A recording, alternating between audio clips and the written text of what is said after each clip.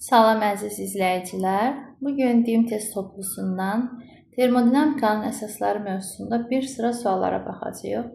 7-ci sualdan başlayırıq.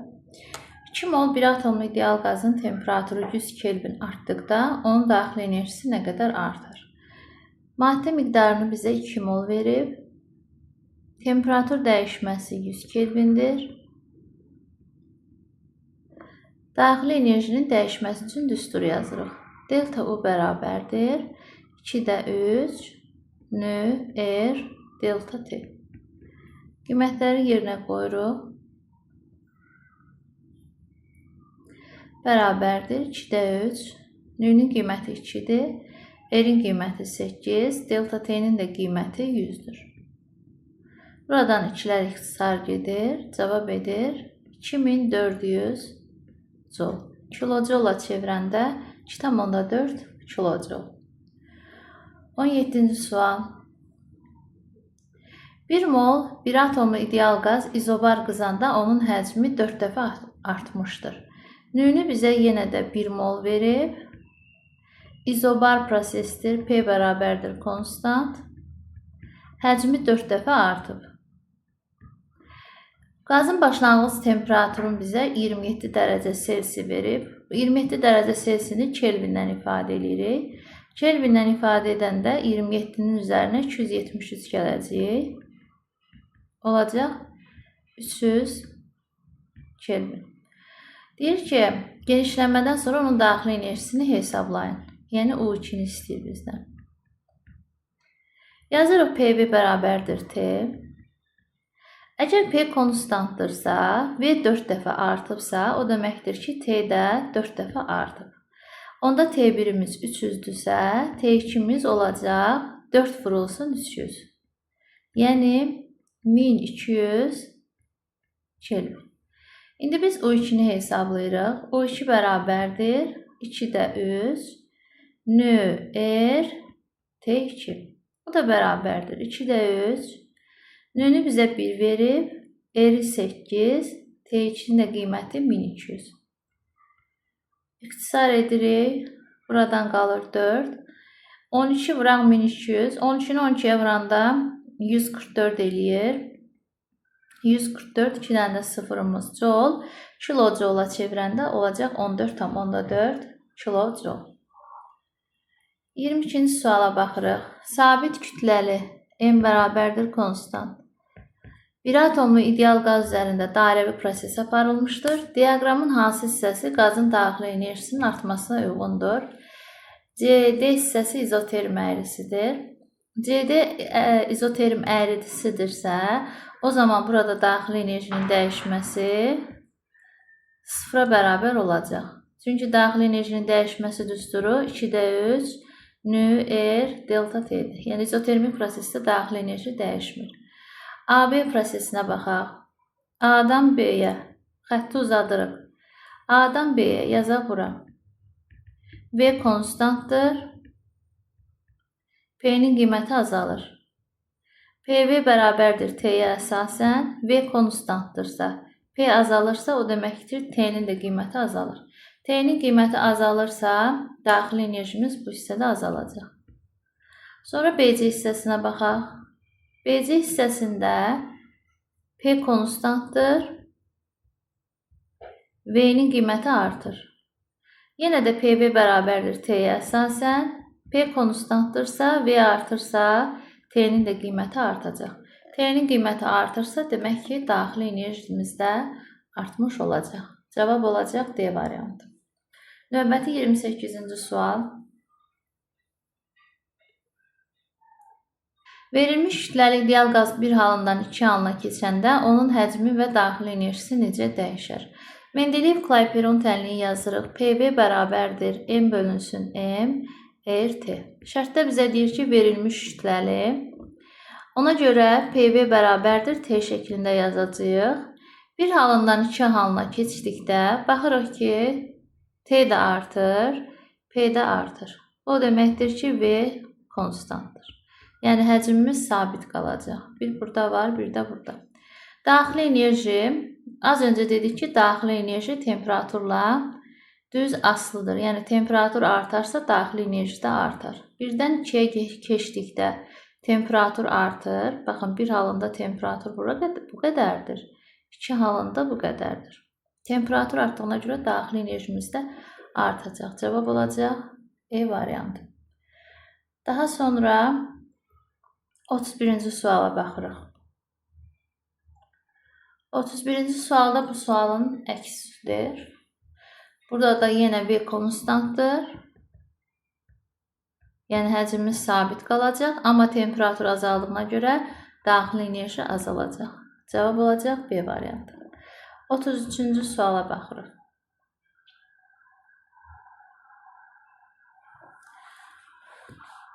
33-cü sualda bizə deyilir ki, verilmiş kütləli ideal qazın təzyiqinin molekulların konsentrasiyasından asılı qrafiki verilmişdir. Hansı prosesdə qazın daxili enerjisi azalır? Qazın daxili enerjisinin azalması üçün temperatur azalmalıdır. P bərabərdir. NKT düsturuna əsasən baxacağıq. Elə 1-dən 2 prosesinə baxaq. 1-dən 2-yə keçdikdə görürük ki, P konstantdır. P konstantdır, konsentrasiya isə artır. P konstant, konsentrasiya artırsa, o deməkdir ki, temperatur azalmalıdır. Temperatur azalırsa, daxili enerji də azalmış olacaq. Cavab olacaq B variantı. 35-ci sual.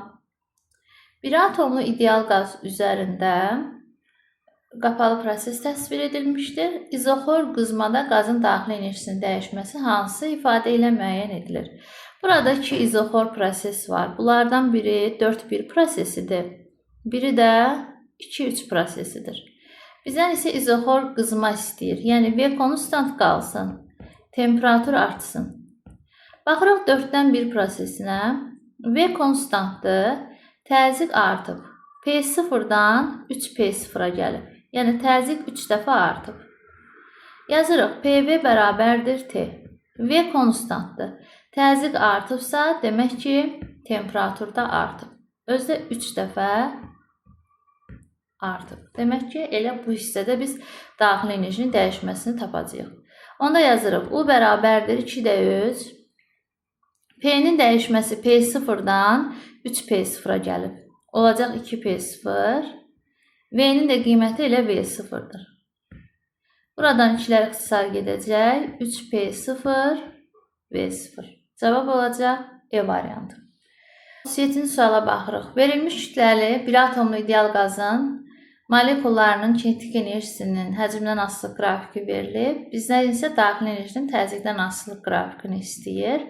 Orta kinetik enerjinin düsturu Y kinetik bərabərdir 2D3 KT-dir. Kinetik enerji konstantdırsa, bu deməkdir ki, temperatur konstantdır. Temperatur konstantdır, amma həcmin qiyməti artır. O zaman yazırıq ki, yenə də PV bərabərdir T-yə. Temperatur konstantdır. Həcm artıbsa, o deməkdir ki, təzyiq azalacaq. Digər tərəfdən U bərabərdir 2D3 nÜRT düsturuna əsasən, əgər temperatur konstantdırsa, daxili enerji də konstant olacaqdır. Deməli, daxili enerjimiz konstant olacaq, təzyiqin qiyməti isə azalacaq. Bu da cavab olacaq B variantı. 38-ci sual. Bu bayaq yazdığımız sualın tərsidir. Burada izoxor soyuma istəyir. Yenə də burada 2 izoxor proses var.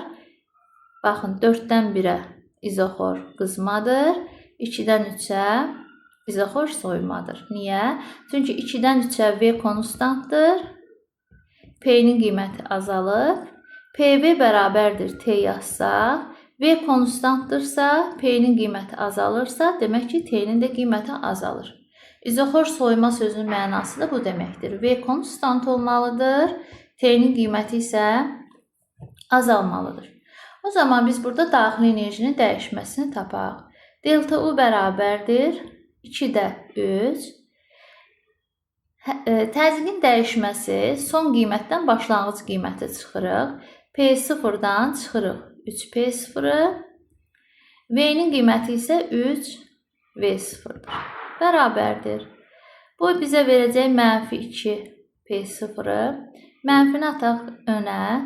Mənfi 2-də 3 vurulsun 2 P0 vurulsun 3 V0.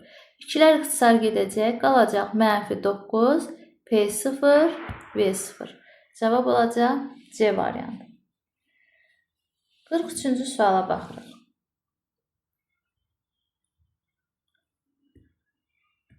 43-cü sualda bizə deyir ki, verilmiş kütləli ideal qazın diaqramında, P-rho diaqramında təsvir olunmuş hallarına uyğun daxili enerjiləri arasında hansı münasibət doğrudur?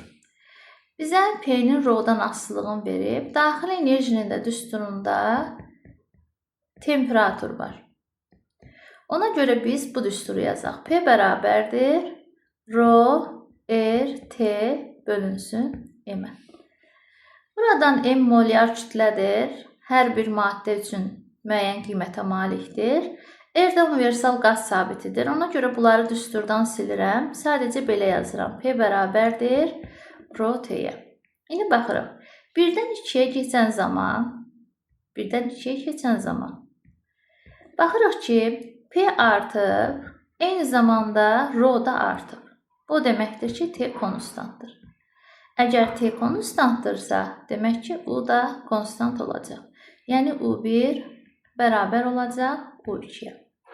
İndi 2 ilə 3-ü müqayisə edək. Bu düsturdan temperaturu tapaq. Temperatur nəyə bərabərdir? P bölünsün rho-ya. Düstura görə rho ilə tərs mütənasibdir, P ilə düz mütənasibdir. 2 ilə 3-ün hər ikisinin rhoları eynidir. Ona görə ancaq P-yə baxacağıq. 2-nin P-si 3-ün P-sindən daha böyük olduğuna görə 2-nin də T-si 3-ün T-sindən daha böyük olacaq. Onda 2-nin daxili enerjisi də 3-ün daxili enerjisindən daha böyük olacaq. Demək, o zaman cavabımız olacaq U1 bərabərdir U2, o da böyükdür U3-dən. Keçirik 45-ci suala. 45-ci sualın üzərində yazılar var. Elə qalsın həmin yazılar üstündə. Verilmiş kütləli bir atomlu ideal qazın halının dəyişməsi TV diaqramında verilmişdir. A halında qazın daxili enerjisi 200 jouldur bu vəziyyətdə. B və C halında daxili enerji nəyə bərabərdir? A halında qazın temperaturu baxırsınız 2T-dir. Onda yazırıq A üçün. U bərabərdir 2-də 3 nü R temperaturu 2T. Bunun qiymətini bizə verib 200 kilojoule. İndi gəlirik B halına. B halında burada hər bir bölgüyə biz 1T demişik. Onda bura olacaq 4T. B halında olacaq U bərabərdir 2-də 3 nü R vurulsun 4T. Yəni qiyməti 2 dəfə artdı. Burada 2T idi, burada 4T idi. Olacaq 400 kilojoule. Gəlirik C vəziyyətinə. C vəziyyətində U bərabərdir 2-də 3 nü R. Baxın, temperaturudur T-dir. Bu da C-nin qiyməti A-nın qiymətindən 2 dəfə azdır. Bu da bizə verəcək 100 kilojoule. Deməli, B də 400 kilojoule olacaq. Ofisində də 100 kilojoule. Cavab olacaq Y variantı. 48-ci suala baxaq. Verilmiş kütləli ideal qaz bir halından 2 halına keçir. Hansı ifadələr doğrudur? Bir halından 2 halına keçdikdə P-nin də qiyməti azalır, T-nin də qiyməti azalır. PV bərabərdir T-yə əsasən, V bərabərdir konstantdır. Baxaq. Temperatur azalırsa qazın daxili enerjisi də azalacaq və qazın həcmi sabit qalacaq. 49-cu sualda da eyni qayda ilə. Burada P artır, T də artır. O deməkdir ki, qazın daxili enerjisi artır. V isə konstantdır. Qazın həcmi sabit qalacaq. 1-4 olacaq cavab. 53-cü suala baxırıq. Bir atomlu ideal qaz bir halından 2 halına keçdikdə onun daxili enerjisi neçə dəfə dəyişər? Bir halında, baxın bir halında daxili enerjini yazaq. Yazaq U1 bərabərdir 2-də 3. Ümumi düsturu buradan yazıram. 2-də 3 PV. Deməli P'miz bizim 20'dir. V'mizin qiyməti isə 0,1'dir. U2 isə 2'də 3 vurulsun 40 vurulsun 0,6'dır. Bunların nisbətini tapacağıq. U2'ni böləcəyik U1'ə. Böləndə 2'də 3'lər gedir. 40 vurulsun 0,6'nı böləcəyik 20 vurulsun 0,1'ə. 40 ilə 20'ni ixtisar aparırıq. Burada 2 qalır. 0,6'nı da 0,1'ə böləndə burada 6 qalır. Cavab olacaq 12. Yəni 12 dəfə artar. 54-cü sual. Göstərilən proseslərdə verilmiş kütləli ideal qazın daxili enerjisi necə dəyişər? Birinci baxırıq A prosesinə. A prosesində P'nin də qiyməti artır, T'nin də qiyməti artır. T'nin qiyməti artırsa, demək ki, daxili enerjimiz artar. C prosesi isə bunun tərsidir. P də azalır, T də azalır. T azalırsa, demək ki, daxili enerjimiz azalacaq. C-ni buraya yazırıq. Sonra B hissəsinə baxaq. B hissəsinə baxan kimi görürük ki, temperatur artır. P konstantdır, temperatur artır. Temperatur artırsa, daxili enerjimiz də artacaq. Bu da gedər artara. D prosesi də bunun əksidir də. D-də temperatur azalır, demək ki, daxili enerjimiz də azalacaq. Gəlirik E-yə, E-ni uzadırıq, gedir temperaturun üstünə çıxdı. Temperatur konstantdır. Temperatur konstant olanda daxili enerji də konstant qalır, yəni dəyişməz. E-ni də yazırıq bura. Termodinamikada iş mövzusu ilə, bölməsi ilə davam edək. Təzyiqi bizə verib 50 kilopascal.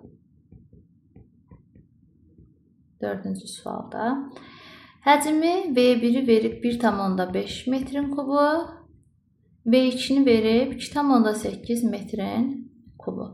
Qazın gördüyü iş istəyir. Qazın gördüyü iş P, V2 çıxılsın V1'dir. Cavablarda kilojouldur deyə buradakı kilopaskalı çevirmirsiniz. Bərabərdir 50 vurulsun 2,8 çıxılsın 1,5. Bu da bizə verər 1,3'ü. 1,3'ü də 50'yə vursaq verəcək 65 kilojoule. Cavab olacaq A variantı. 13-cü suala baxırıq. Sabit kütləli ideal qaz üzərində qapalı proses aparılmışdır. Diaqramın hansı hissəsi xarici qüvvələrin ideal qaz üzərində müsbət iş görməsinə uyğundur? Xarici qüvvələrin işi qazın gördüyü işin əks işarəsinə bərabərdir. A bərabərdir mənfaya. A eşitdirik P, V2 çıxılsın V1'dir. A isə bunun əksidir. P, V1 çıxılsın V2'dir. Bu işin müsbət olması üçün bizim həcmimiz get-gedə azalmalıdır. Bizdən bunu istəyir. Həcmin azaldığı prosesi tapacağıq. Başlayırıq A, B prosesinə. A-dan B-yə getdikdə P artır, T də artır. PV bərabərdir T-yə görə. P artırsa, T də artırsa, V konstant olacaq. Yəni burada iş yoxdur. Həm xarici qüvvələrin işi sıfıra bərabərdir, həm də qazın gördüyü iş sıfıra bərabərdir. BC prosesinə baxaq. B-dən C-yə getdikdə P konstantdır. T'nin qiyməti artır. Yenə də PV bərabərdir T'yə əsasən. P konstantdırsa, T artırsa, demək ki, V-nin də qiyməti artacaq.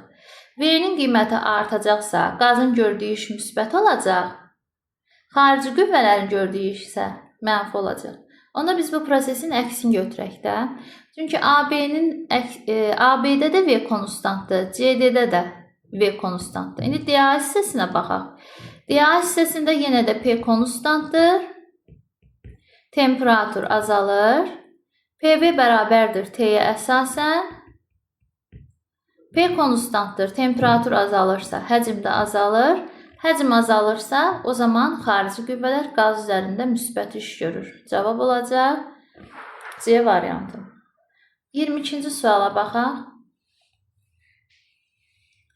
İdeal qaz bir halından iki halına keçərkən xarici qüvvələrin qaz üzərində gördüyü işi hesablayın. Xarici qüvvələrin qaz üzərində gördüyü iş P V1 çıxılsın V2-dir. O da bərabərdir. P-nin qiyməti 3-dür. V1-in qiyməti 6-dır. V2-nin qiyməti isə 2-dir.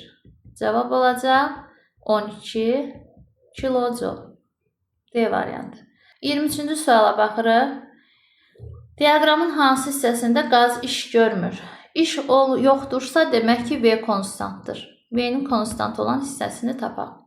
A-dan B-yə qalxdıqda P artır, T də artır. Demək ki, V konstantdır. A-dan B-yə iş yoxdur. Burada C-dən D hissəsi isə gəlib koordinat başlanğıcından keçmir. Bax, bu qrafik belə olsaydı, gəlib buradan keçsəydi CD hissəsi, o zaman deyərdik ki, CD hissəsində də iş yoxdur. Amma burada biz deyə bilmərik ki, V konstantdır. Sonra baxırıq 27-ci suala. Diaqramın hansı hissəsinə uyğun prosesdə qazın gördüyü iş sıfıra bərabərdir? İşin sıfır olması üçün V konstant olmalıdır. V də konstant olanda bizdən verilmiş kütləli deyir. Rho bərabərdir, M bölünsün V-dir. Verilmiş kütləli deyir, yəni M konstantdır. V də konstant verilib şərtdə. O zaman Rho da konstant olur. O cümlədən konsentrasiyada M bölünsün V.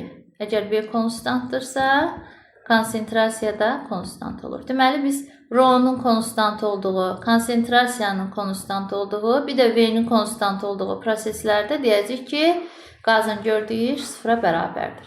Burada da Rho-nun konstant olduğu proses 1-2 prosesidir. 29-cu suala baxırıq. İzotermik prosesdə qaza verilən istilik miqdarı 2 dəfə azaldıqda qazın gördüyü iş necə dəyişir? T bərabərdir konstantdır. T konstantdırsa delta U bərabər olur 0-a. Termodinamikanın birinci qanununa görə Q bərabərdir delta U üstə gəlinsin A ştrixdir. İzotermik prosesdə bu belə olur. Delta U 0-a getdiyinə görə Q bərabərdir A ştrix olur. İstilik miqdarı əgər 2 dəfə azalıbsa, o zaman qazın gördüyü iş də 2 dəfə azalmış olacaq. E variantı. 32. 1-2 prosesində ideal qazın gördüyü işi hesablayın. İdeal qazın gördüyü iş A' bərabərdir P delta V'dir. Ona görə bizə PV qrafiki veriləndə fiqurun sahəsini tapacağıq. Qrafikin altında qalan fiqurun sahəsi elə bizə görülən işi verəcək. Yəni, baxın, bu fiqurun sahəsini tapacağıq. Bu fiqur da hansı fiqurdur? Trapesiya. Yəni, trapesiyanın sahəsini tapaq. Trapesiyanın kiçiyi oturacağı, baxın, buradır. 0-dan 6-ya qədər, elə də 6. Böyük oturacağımız buradır. 8 bölü 2 vurulsun. Bu da bizim hündürlüyümüzdür. Vurulsun 4-ə. Bu bizə verəcək 14. 14 də 2-yə vuranda 28. Burada kilopascal olduğuna görə kilojoule. Cavab D variantı. 35. Verilmiş kütləli ideal qaz üzərində qapalı proses verilib, izobar sıxılmada qazın işi hansı ifadə ilə təyin olunur? İzobar 2 proses var burada. Baxın, biri 1-2 prosesidir. biri 3-4 prosesidir. Sıxılma deyirsə həcm azalıb deməkdir. Bu da bizdə 3-4 prosesindədir. O zaman qazın gördüyü işi tapırıq. A ştrix bərabərdir. P, V2 çıxılsın, V1. P-nin qiyməti P0-dır. V2-nin qiyməti V0. V1-in də qiyməti 3V0. Bizə verəcək -2 P0, V0. C variantı. 36-cı suala baxırıq. İdeal qaz üzərində yenə də qapalı proses verilib. Bizdən A1-in A2-yə nisbətini istəyir. Az öncə qeyd etdiyimiz kimi PV qrafikində fiqurun sahəsi bizə görülən işi verir. Yəni biz bu fiqurların sahəsini tapacağıq və sonra onların nisbətini tapacağıq. Birinci üçbucaqdır, düzbucaqlı üçbucaq. Bir tərəfi 3-dür, bir tərəfi 2-dir. Sahəsini tapanda A1 bərabərdir. 2-də 1, 2 vurulsun 3-ə. Bizə verəcək 3-ü. İndi A2-ni tapaq. Bizim bu tərəf 1, 2, 3, 4 bölgü buradır, 3 bölgü də buradır.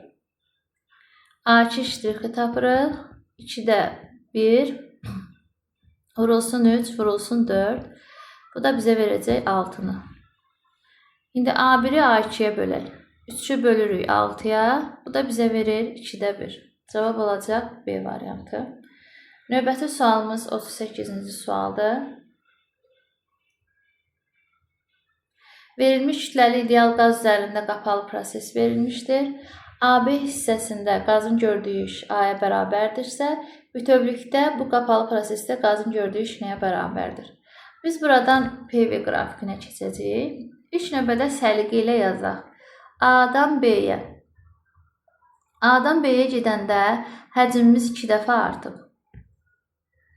Baxın, temperatur da 2 dəfə artıb. Demək ki, burası 0.5 T0-dır. A-dan B-yə getdikdə temperaturumuz da 2 dəfə artıb. Yenə də PV bərabərdir T-ni tətbiq eləyəcəyik. Demək ki, burada P konstantdır. Sonra B-dən C-yə keçirik. B-dən C-yə keçdikdə V konstantdır. Baxın, temperatur T0-dan qalxıb 3 T0-a. Temperatur 3 dəfə artıb. O deməkdir ki, yenə də bu düstura əsasən P-də 3 dəfə artıb. C-dən D-yə gəlirik. C-dən D-yə gəldikdə V də azalıb, T də azalıb. V 2V0-dan V0-a düşüb. V 2 dəfə azalıb. Temperatur da 3T0-dan 1.5 T0-a düşüb. Demək, temperatur da 2 dəfə azalıb. O zaman P bərabərdir, konstant olacaq. D-dən A-ya gəldikdə isə, D-dən A-ya gəldikdə V konstantdır. Temperatur 1.5 T0-dan 0.5 T0-a düşüb, yəni temperatur 3 dəfə azalıb. O zaman təzyiq də 3 dəfə azalacaq. İndi biz buradan keçirik PV qrafikinə.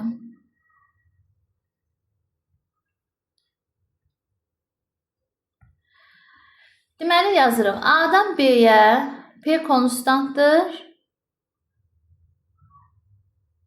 P konstantdır.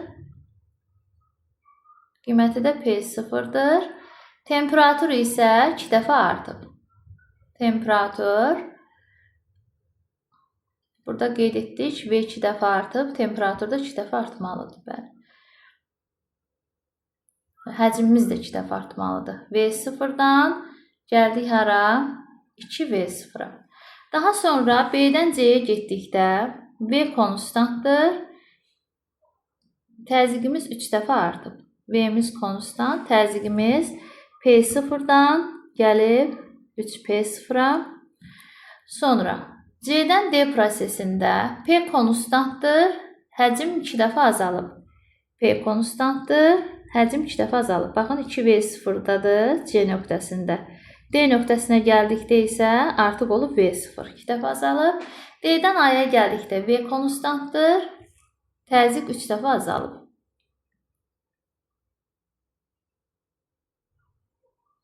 Baxın, belə bir qrafikimiz alındı. İndi buradan görürsünüz ki DA hissəsində bir də BC hissəsində iş yoxdur. Çünki V konstantdır. AB hissəsində görülən işi verib bizə. AB hissəsində görülən işi tapmaq üçün yazaq bura AB hissəsi. A' bərabərdir P0 2V0 çıxılsın V0. Bu bizə verir P0 V0. Bunu bizə verib A.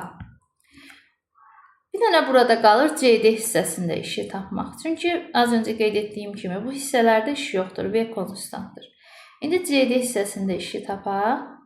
Deməli, yazırıq. A' bərabərdir. P-nin qiyməti 3P0-a bərabərdir. Həcm isə əvvəl 2V0 idi. İndi V0-a düşüb. V0 çıxılsın 2V0. Bu da bizə verəcək mənfi 3 P0 V0. P0 V0 A-dırsa, mənfi 3 P0 V0 da olacaq mənfi 3 A-ya. Bizə isə nə deyir? Deyir ki, bütövlükdə bu prosesdə görülən iş nə qədərdir? Bu hissədə A qədər iş görülmüşdür. Bu hissədə mənfi 3 A qədər iş görülmüşdür.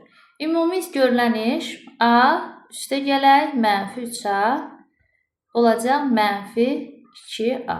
Cavab olacaq B variantı. Üçüncü bölməmiz istilik vermənin növləri. 18-ci suala baxırıq.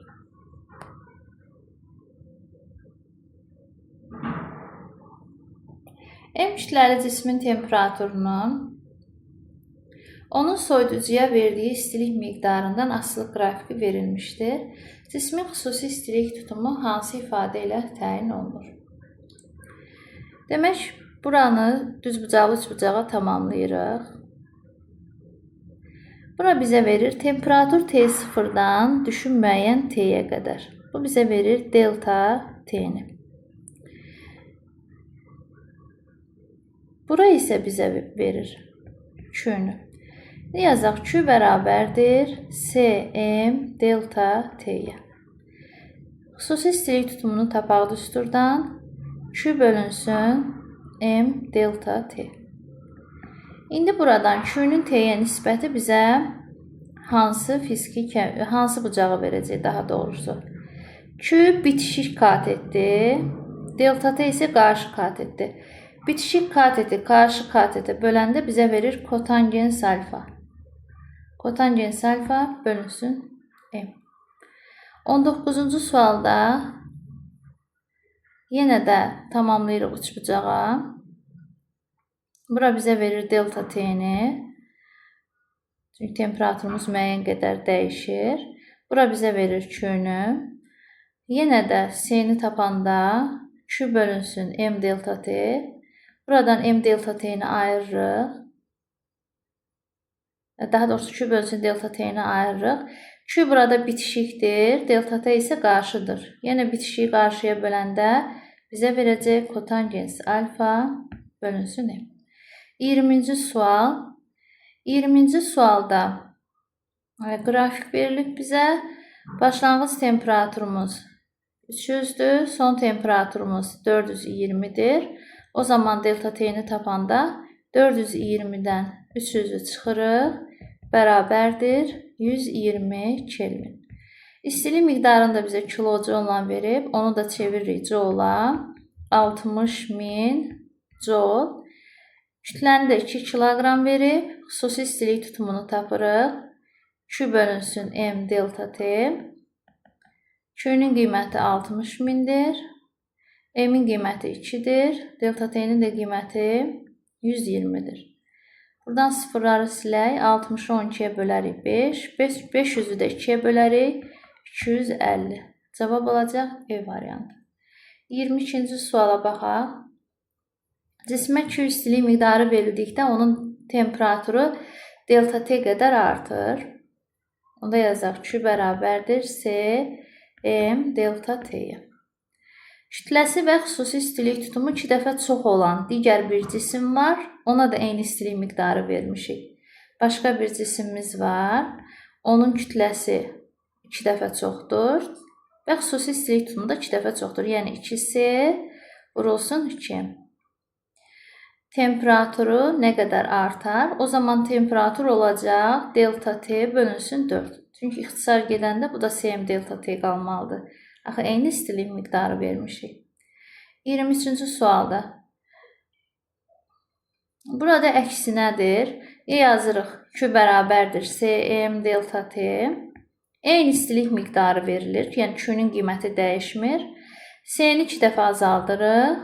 M-i də 2 dəfə azaldırıq. Demək ki, bu dəfə temperatur 4 dəfə artmalıdır ki, yenə də ixtisar gedəndə Cm delta T qalsın. Yanacağın yanma istiliyi.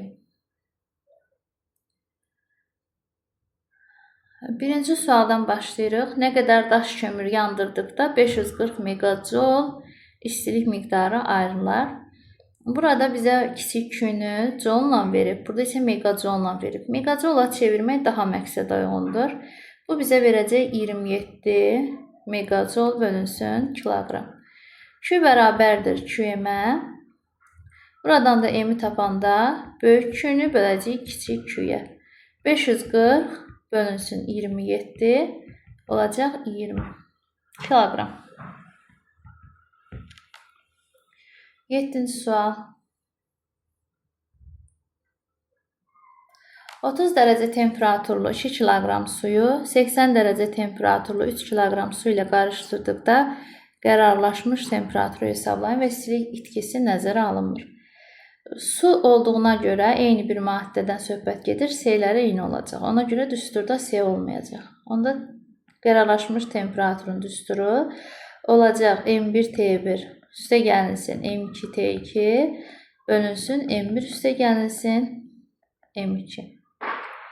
2 vurulsun 30 üstə gəlinsin 3 vurulsun 80 bölünsün 2 üstə gəlinsin 3-ə. Aşağı olacaq 5. Bu bizə verəcək 60. Bu da bizə verəcək 240.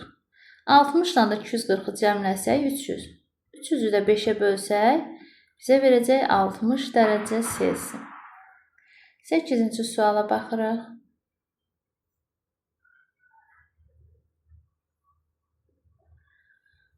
Deməli, bizə belə bir şəkil verilib, şərti uzunluğunda oxumayacağam. Deyir ki, hansının temperaturu daha çoxdur? Burada görürük ki, D cismi istilik vermə belədir də. Temperaturu çox olan cisim, temperaturu az olan cismə öz istiliyini verir.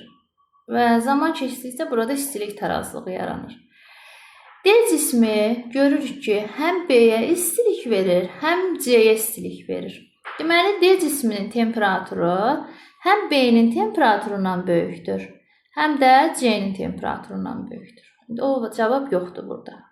B cismi də C-yə öz temperaturunu verir. Demək ki, B-nin də temperaturu C-nin temperaturundan çoxdur. İndi baxırıq. B həm də A-yə istilik verir. Demək ki, B A-dan da çoxdur. A isə C-yə istilik verir. A da C-dən çoxdur. Kütləsi 50 qram, temperaturu 20 dərəcə olan gümüş qaşığı qaynayan suya saldıqda daxili enerjisi neçə joule artar? Yəni, su ona istilik miqdarı verəcək və onun daxili enerjisi artacaq. Yazırıq ki, Q bərabərdir Cm delta T-yə. C-nin qiyməti bizə 230 verib. M-in qiyməti 50 qramdır. Çeviririk kiloqrama. Bu da bizə verəcək 0,5. Vurulsun 0,5. Temperatur dəyişməmiz də başlanğıcda gümüşün temperaturu 20 dərəcədir. Suyun qaynama temperaturu isə 100 dərəcə Selsidir. Temperatur dəyişməsi olacaq 80. Bu sıfırlar getdir bunlarla. Qalır 23 vurulsun 40-a. Bu da bərabərdir 0, 2, 920 joule. Daxili enerjimiz 920 joule artar. Növbəti bölməmiz termodinamikanın birinci qanunu, onun müxtəlif proseslərə tətbiqidir. 12-ci suala baxırıq. Verilmiş qrafikdir. Bizə deyir ki, termodinamikanın birinci qanunu Q bərabərdir A' şeklində olsun. Termodinamikanın birinci qanununda necədir? Q bərabərdir delta U üstə gəlsin A ştrixdir. Bizə deyir ki, delta U sıfıra bərabər olsun. Bu da hansı prosesdə olur? İzotermik prosesdə. Baxırıq, temperatur sabit qalsın. Temperaturun sabit qaldığı proses 3-4 prosesidir. 13-cü sual. 13-də deyir ki, termodinamikanın birinci qanunu Q bərabərdir delta U şəklində olsun. Yəni A ştrix sıfıra bərabər olsun. A ştrixin sıfıra bərabər olması üçün V konstant olmalıdır. V-nin konstant olduğu proses. Baxaq, 1-dən 2-yə çıxdıqda P artır, T də artır, PV bərabərdir T-yə əsasən, V bərabərdir konstant olacaq. Deməli, biri 1-dən 2-dir. 2-dən 3-ə P konstantdır. 3-dən 4-ə T konstantdır. 4-dən 1-ə də P konstantdır. Burada hamısında iş var. Cavab olacaq yalnız 1-2. B variantı.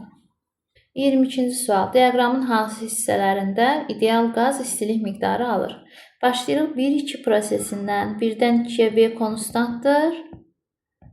A ştrix sıfırdır. Q bərabərdir delta U-ya. U artdığına görə delta U-dan müsbətdir. Ona görə istilik miqdarı alır. 2-dən 3-ə gəldikdə U konstantdır. U konstantdırsa delta U bərabərdir sıfırdır. O zaman Q bərabər olur A ştrixə. A ştrix də nədir? P, V2 çıxılsın V1-dir. Baxırıq ki, 2-dən 3-ə getdikdə V-nin qiyməti artır. Yəni V2 V1-dən böyükdür. Ona görə A ştrix də müsbət qiymətlər alır. Əgər Q müsbət qiymətləri alırsa, bu deməkdir ki, o istilik miqdarı alır. Mənfi qiymətləri alırsa, o demək ki, istilik miqdarı verir. Cavabımız olacaq 1-dən 2-yə və 2-dən 3-ə. 23-cü sual. Burada onun tərsini istəyir. İstilik miqdarı verməsinə deyir uyğundur. 3-4 prosesinə baxaq. V konstantdır. Daxili enerji azalır. Daxili enerji azalırsa, o zaman Q bərabər olur mənfi delta U-ya. Yəni istilik miqdarı verir. 4-dən 1-ə gəldikdə temperatur konstantdır. Yəni U konstantdır. U konstantdırsa delta U bərabərdir 0 olacaq. Q bərabər olacaq A ştrixə. O da bərabərdir mənfi, daha doğrusu P, V2 çıxılsın V1. V də azaldığına görə A ştrixin qiyməti mənfi olacaq. Yəni, qaz istilik miqdarını verəcəkdir. Sonra 25-ci suala baxırıq. Verilmiş kütləli bir atomlu ideal qaz üzərində gedən prosesdə qaz 200 kJ istilik miqdarı alıb. Q-nin qiyməti 200 kJ-dur. Onun daxili enerjisi 120 kJ artmışdır. Daxili enerji artıbsa, buradan tutmalıyıq ki, temperatur artıb. Bu hansı prosesdə olur? Daxili enerji 0.6 Q-yə bərabər olsun. P bərabərdir konstant olduqda. Deməli, P konstantdır. Temperaturumuz da nə olub? Artıb. Yazırıq PV bərabərdir T. P konstantdır, temperatur artıb. Temperatur artıbsa, həcm də artıb. P-nin konstant olduğu, həcmin artdığı proses olacaq A variantı. 27-ci sual. Bizdə 3 proses verib, qazın gördüyü işlər arasındakı münasibəti istəyir. Buradan baxın, ilkin olaraq 3 prosesində T bərabərdir, konstantdır. T konstant olduqda, deməli, delta U nəyə bərabər olur? 0-a bərabər olur və daxili enerji ancaq nədən ibarət olur? A ştrixdən ibarət olur. 3 prosesində. Buraya yazaq 3. 2 prosesində V konstantdır. V konstant olduğu üçün A ştrix bərabər olacaq 0-a, yəni A2-miz 0 olacaq. Ona da A3 yazaq. Və birinci prosesdə V artır, T də artır. Deməli, P konstantdır. P də konstant olanda A' bərabər olur 0.4 Q-yə. Deməli, baxırıq. Birinci prosesdə, bura 1 yazaq. Birinci prosesdə A1 0.4 Q-dür, A2 0-dır, A3 isə Q-dür. Deməli, A3 A1-dən böyük olacaq. Baxaq görək hansı cavablarda var bu. A3 A1-dən böyük olacaq, A2-dən 0 olacaq. 28-ci suala baxırıq. 28-ci suala 1-dən başlayırıq. Burada 1 izoterm əyrisidir. Yəni temperatur konstantdır. Temperatur konstant olduğuna görə delta U1 bərabər olacaq 0-a. Burada 0,1, yəni 0,1 prosesi kimi nəzərdə tutulub. Belə də yaza bilərsiniz 0,1. Sonra 2 prosesində bu 1 idi. 2-də P konstantdır. V-nin qiyməti artır. Yenə də PV bərabərdir T-yə əsasən. P konstantdırsa, V-nin qiyməti artırsa, T-nin də qiyməti artacaq. T-nin qiyməti artacaqsa, deməli, daxili enerji bərabər olacaq izobar prosesdə 0,6 Q-yə. Bu U02-dir. Bir də üçüncünü yazaq. Üçüncü prosesdə V konstantdır. A' bərabərdir 0-dır. Onda U03-də bərabər olacaq Q-yə. Göründüyü kimi 1 0 olacaq. 3 də 2-dən böyük olacaq. 3 2-dən böyük, 1 də 0. Cavab olacaq C variantı. Sonra 33-cü suala baxırıq. Belə bir diaqram verilib bizə və deyir, həm 1-2 prosesində, həm də 2-3 prosesində eyni qədər istilik miqdarı alır. 1-2 prosesində qaz 10 kilojul iş görür. 1-2 prosesində baxırsınız ki, temperatur konstantdır. Temperatur konstant olduğu üçün delta U bərabərdir 0-dır. Onda Q nədən ibarətdir? Yalnız A'-dən. Bunu da bizə verib 10 kilojul. 2-3 prosesi isə P konstantdır. P konstantdır. Şərtdə bizə demişdi ki, eyni istilik miqdarı burada da mövcuddur. Yəni 10 kilojuldur. Bizə deyir daxili enerjinin dəyişməsi. P konstant olanda daxili enerjinin dəyişməsi 0,6 Q-yə bərabərdir. Bu da bizə verəcək 6 kilojul. 34-də də 2-3 eyni testdə sadəcə orada işi istəyir. İşi də tapanda 0,4 Q. Bu da bizə verəcək 4 kilojul.